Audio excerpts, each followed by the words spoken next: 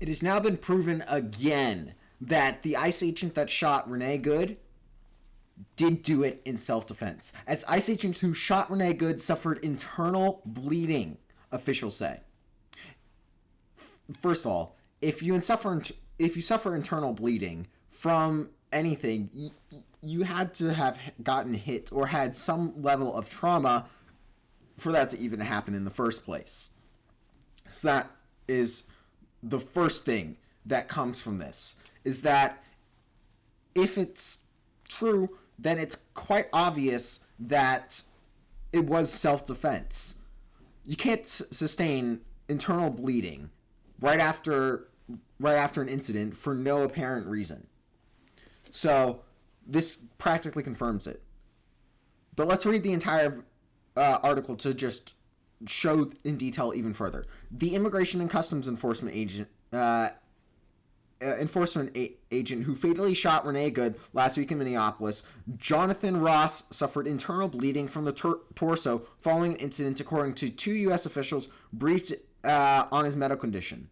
So it's corroborated by two sources, and even though that this is U.S. officials, a lot of times it can be confirmed with the hospital a lot of the times that this has happened. Additionally, there was the tweet by Donald Trump saying, even though some of it was overblown, and I do think he did not get run over, he did confirm that he was in the hospital. And this is also with Homeland Security. This is right after the incident, where they also confirmed that he was in the hospital. They didn't explain that he suffered internal bleeding, but they did explain he was in the hospital. So that adds extra corroboration from people that, even though they have some sort of political bias, it does show a cohesive story.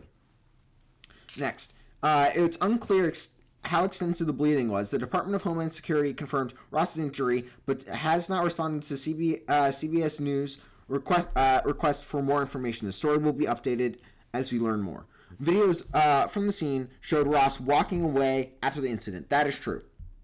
But there's an actual reason for it. So I pulled up this article explaining how people might not feel injured right away. So let's read this. That's right here. Why you might not feel right away injured right away after something as traumatic as a motor vehicle accident. The body tends to release adrenaline and other stress hormones that can temporarily block pain signals. This is definitely true. If you ever seen people talk about their war, talking about particularly soldiers in World War II, talking about being shot and getting up and trying to survive after getting shot, they describe it as a lot of times they don't realize the pain and how bad it is right away. Simply because, again, these adrenaline and other stress hormones are released, and they're released simply because it's a biological feature. You don't want to be distracted by pain when you're trying to escape a fleeing predator in the wild, and that's how our bodies are formed, because it's basically a biological and evolutionary trait that we don't want to be feeling pain and being distracted when we're being threatened by a predator. So it makes total sense from an evolutionary standpoint. Additionally, it's been shown many, many times. It's also shown in movies, although in movies a lot of the times it is over-exaggerated to a point, but it's still shown there. This psychological response may delay your awareness of an injury, even if tissue damage or internal trauma has occurred. As a result, you may leave the accident scene without recognizing that you're actually hurt and need medical attention. So he was walking off from the situation that was happening. First of all, that's also regulation. But he was just in an incredibly stressful situation where he could have just been ran over. He was just hit. And again, the adrenaline, the stress hormones that are released, sometimes make you realize that you don't even have a issue or an injury in any way. In fact, I have examples of this, even though they're minor injuries. This has been shown in many times. Has anyone, and you might even have examples of it in your own life, even though all mine are like minor cuts. One time I had a cut on, I think, one of my fingers, but I didn't, and it was bleeding a ton, but I didn't even realize for the next like 10-20 minutes because I was focusing on something else. Even though it wasn't related to like major internal damage, I did not feel it. So I have even personal examples, even though it's a small, tiny, it's an injury, it was bleeding a lot, but even though it was an injury there, it's just another example. I bet many people in the audience also have examples of it too.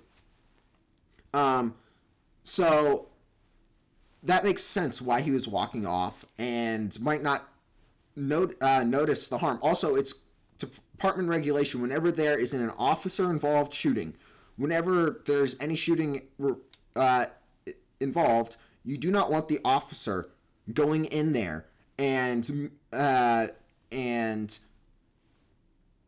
doing anything with the situation that just happened. And that's simply because you don't want the officer to contaminate evidence. You don't want allegations of the officer doing something to hide evidence of wrongdoing.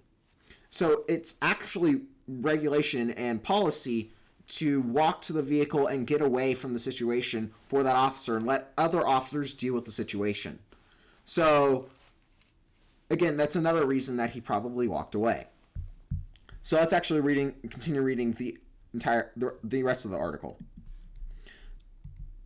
Ross has not returned to work, one source said, but did not say why. Kristi Noem of Homeland Security previously acknowledged that Ross was taken to the hospital after the shooting and was released the same day. She said he was recovering from injuries, describing him as an experienced law enforcement officer who believed he was defending himself. Now, here's a little thing here. A lot of people will probably critique this, saying for internal bleeding, being released the same day is incredibly early and incredibly fast. For a major injury like internal bleeding, most people imagine when you get this injury is that you have gallons and gallons of blood bleeding inside of yourself, and that's what a lot of people imagine, and they imagine it as a very, very critical condition. But it's not always that case. In fact, I have another medical article here that is explaining that you can be released really, really soon, especially for low-risk patients. It seems in this case that it was most likely low risk, even though that the Homeland Security did not mention it. But based on the timetables for the hospital, and based on the amount of time he was probably in the hospital, we can probably imagine it was low risk and not a lot of bleeding. But here's the time for discharge for, I'll make sure to show you this. It's for as soon as you get after an endoscopy for gastrointestinal bleed.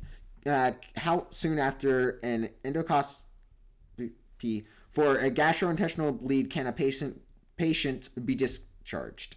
So that's the article that we're reading, but this is the part I want to focus on. For low risk patients, timing the discharge. For low risk patients, can be discharged promptly after endoscopy, often on the same day.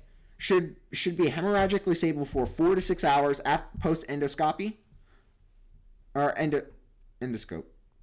Yeah, whatever. Can start drinking and eating with light diet if stable for 4 to 6 hours after endoscopy. So, endoscopy, whatever. I'm not sure if I'm pronouncing it right, but still, they can be released pretty soon after. And one of the major things here was that it can be discharged promptly after the operation here, and after searching. So this is low risk. So it's likely low risk, and there's a strong chance that he was being able to discharge. So all this being proven with this, I think the credibility of this claim that that he did suffer internal bleeding is true. Again, it's probably a minor bleed, but it does also show the truth that Renee Good did actually hit the ICE officer. And if she did hit the ICE officer, that means he was in threat of of severe danger and was in the right for self-defense. So it's abundantly clear at this point that it's self-defense. That, along with the other videos that we've seen, the one from the back angle, where we saw the video of the tires aimed at the ICE officer when Renee Good started accelerating. Then we saw the far away one where we saw the ICE officer sliding. Also in the back end video, we also saw the officer sliding, and that again wouldn't happen without being hit. And then the major nail in the coffin was the one from the officer's perspective himself. You clearly saw when Renee Good was accelerating that the officer was in front of the vehicle and was definitely still there. In fact, in the photo, Renee Good was smiling when that happened. And we also heard in the video that heard the ICE officer being hit. So it's abundantly clear at this point that the officer was clearly in self-defense, and anyone that's not seeing that, in my opinion, they're either deluding themselves or have been have been captured and propagandized to enough to where they're not seeing what's right in front of them. And the only way, in my opinion, to actually help them realize that that is clearly self-defense is to share videos like this, like others with them. And that's my only solution to that. Also, we should continue to stand with ICE agents and make sure that they get the support they need so that something like this doesn't really happen anymore. The more ICE agents aren't really the more ICE agents are supported, the less threatened they'll be, and the less chances that something like this would happen. So the best thing we can do as individuals right now is to support ICE agents, support them, and continue to criticize and point out that it was self-defense, and using the logical arguments like this information here and the videos to show it. But I think that's the only solution that we can have to people that clearly disagree with it, that are clearly not saying self-defense at this point. But what do you guys think on this new information? Do you think it's true? Do you think it's credible? And what do you think we should do in the future? Should we continue to support ICE? What do you guys think? Tell me down in the comments. Remember to like, subscribe, share it to someone you know, and I'll see you all next time.